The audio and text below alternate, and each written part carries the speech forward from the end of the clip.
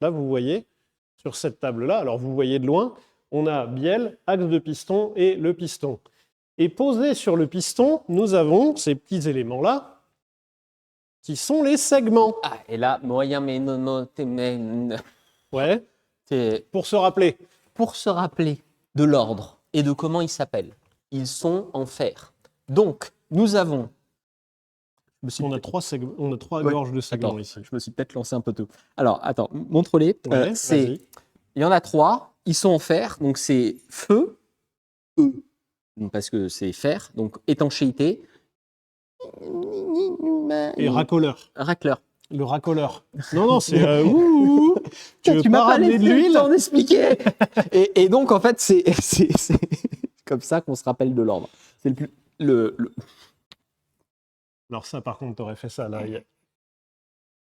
Parce que, rends-moi ça. C'est mieux.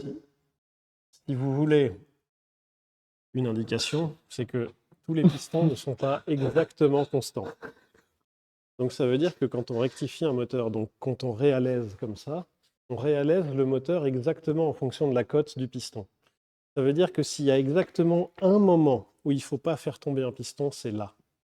Parce que si là, vous faites tomber votre piston et que vous recommandez des pistons et qui ne sont pas à la bonne cote, vous êtes reparti pour une rectif. Oui, mais si on a commandé 6, on aurait eu la chance d'en avoir un qui était bon.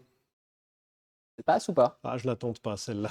Et donc, ce qu'expliquait Joseph, c'est que là, vous avez 3 segments. Ici, vous avez le premier segment qui est le segment de feu, qui fait le pare-flamme, qui fait de son corps un barrage pour éviter que la flamme passe par l'arrière.